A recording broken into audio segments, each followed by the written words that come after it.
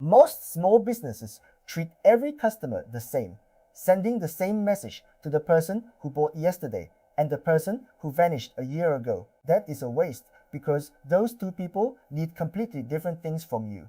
RFM analysis is a simple, decades-old way to split your customers into meaningful groups using just three numbers you already have.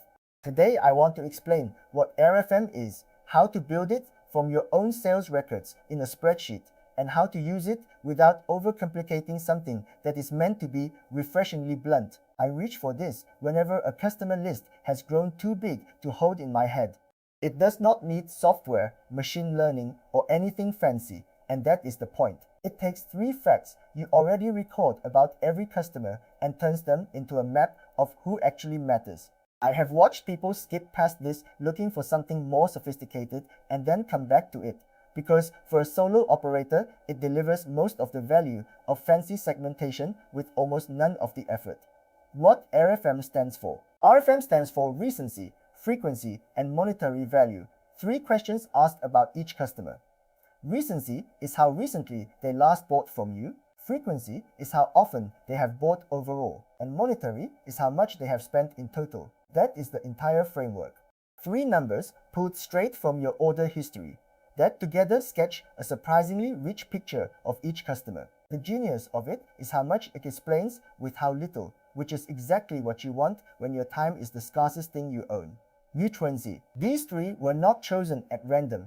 They each capture something different and important. Recency tends to be the strongest single predictor of whether someone will buy again, because a customer who bought last week is far more engaged than one who bought last year.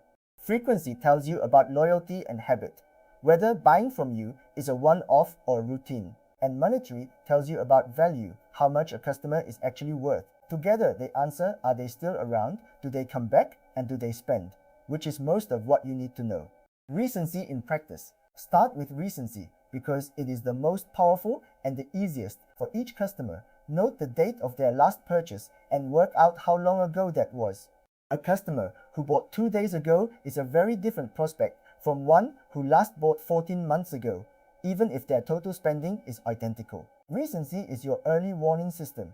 A once loyal customer whose recency is quietly stretching out, is drifting away, and catching that drift while they are only lightly disengaged is far easier than winning them back once they are fully gone. Frequency in practice. Frequency is simply the count of how many separate times a customer has bought from you. Someone with 20 orders has woven you into their routine in a way a single purchase customer has not. High frequency signals a real habit and a strong relationship, the kind of customer worth protecting fiercely. But read it alongside recency, because a high-frequency customer who has gone quiet lately is exactly the valuable regular you most want to notice slipping, and frequency alone would have kept reassuring you while they edge toward the door. Monetary value is the total a customer has spent with you across all their orders. It separates the customers who spend generously from the ones who only ever buy the cheapest thing on offer. Two customers might buy equally often, but if one spends 5 times as much per order, they are worth vastly more to your business. Monetary value makes sure your attention flows toward the customers who actually fund you rather than being spread evenly across everyone, regardless of what they contribute to keeping your lights on. Scoring each customer. The practical trick is to turn each of the three into a simple score, usually 1 to 5. Sort your customers by recency and give the most recent fifth a 5, the next fifth a 4, and so on, down to 1 for the most stale. Do the same for frequency and for monetary value. Now, every customer carries 3 scores, something like a 5 for recency, a 3 for frequency, a 4 for monetary. Those 3 digits are a compact, comparable summary of who that customer is, and they let you sort thousands of people into groups in minutes. Reading the combinations. The combinations are where it gets useful. A customer scoring high on all 3, a 5-5-5, is a champion, recent, frequent, and high spending, the person to treat like gold. A high monetary and frequency but low recency, a customer who used to be great and has gone quiet, is a valuable customer at risk, the one worth a personal reach out. A high recency but low frequency is a new or promising customer to nurture into a habit. Each pattern points at a different, obvious action. The segments that matter most. You do not need to name all 125 possible combinations, just the handful that drive decisions. Your champions to reward and keep.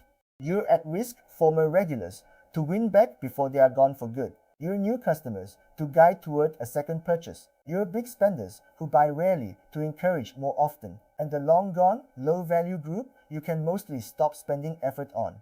5 or 6 meaningful segments is plenty, and it beats 100 tidy boxes you never actually act on.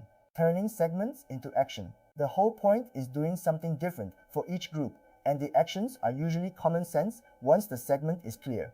Champions might get early access or a genuine thank you. At-risk regulars might get a personal note asking if everything is alright. New customers might get a gentle nudge toward the thing that turns first-timers into regulars. The low-value dormant group gets your cheapest, most automated touch or nothing at all. Matching effort to segment is how a solo operator spends limited time where it actually pays back. Building it in a spreadsheet. You can build the whole thing in a spreadsheet, no tools required.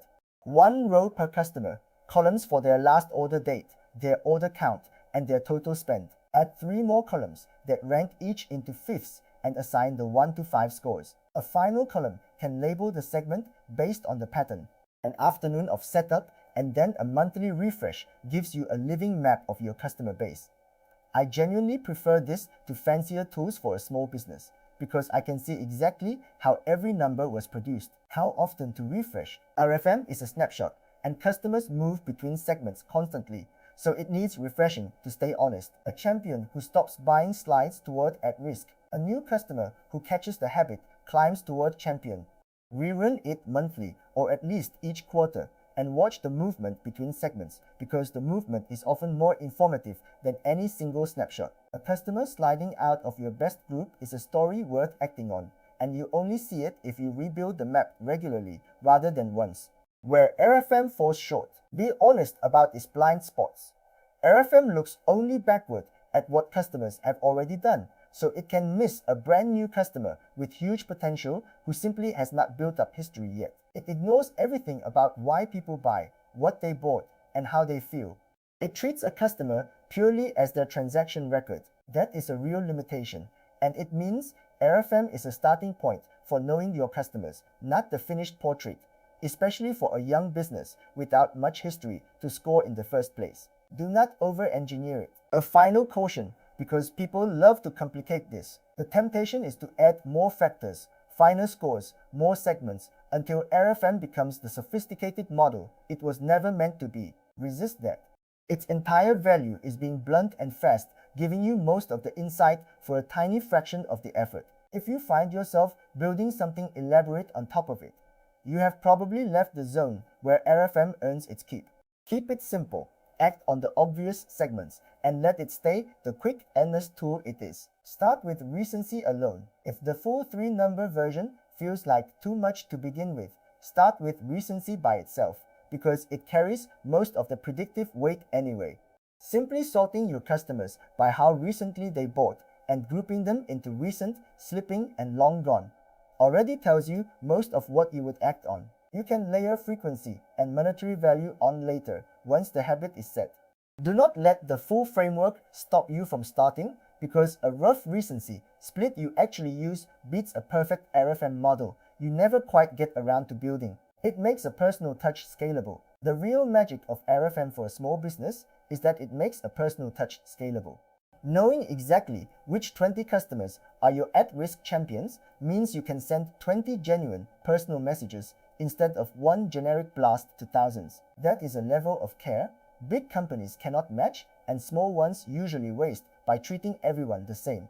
RFM hands a solo operator a short, specific list of who deserves real attention this week, and a personal note to the right person at the right moment is worth more than any automated campaign to everyone at once. Do not punish good customers. A subtle mistake is aiming your discounts and win-back offers at exactly the wrong group. Blasting a big discount to your champions who were going to buy anyway just trains your best customers to wait for deals and quietly erodes your margin. Save the aggressive offers for the at-risk and dormant segments where they might actually change behavior. and reward your champions with recognition rather than price cuts. RFM tells you who is who, and using that to avoid discounting people who did not need it protects both your margin and the buying habits of your most valuable customers. Point your hours at the right people. Finally, RFM is not only a marketing tool, it is a guide for where a solo operator spends limited hours. The segment map tells you which customers are worth a personal call, which deserve a quick automated nudge, and which are simply not worth chasing at all. For a one-person business, attention is the scarcest resource you own, and RFM is really a way of deciding where to point it. Spend your hours on the champions and the winnable at-risk group, and stop pouring effort into the long gone who are not coming back. Where to take this next? The fuller version with the scoring formulas and the segment playbook laid out step by step, lives at dataresearchanalysiscollection.com in plain English. I keep it honest there for the same reason I keep it grounded here, because RFM is powerful precisely because it is simple, and anyone dressing it up as predictive magic has lost the plot. Build it from your own order history, refresh it monthly, and act on the 5 segments that matter, and you will know your customers better than most businesses 10 times your size. So to recap, RFM analysis segments your customers with 3 numbers you already have: recency, frequency, and monetary value, scored 1 to 5 and read in combination. Champions, at-risk regulars, and promising newcomers each call for a different action, and matching your limited effort to those segments is where the payoff lives. Build it in a spreadsheet, refresh it regularly to watch customers move between groups, and remember, it only sees the past. Next time I want to unpack marketing attribution and the hard question of which channel actually earned the sale. I will see you in the next one.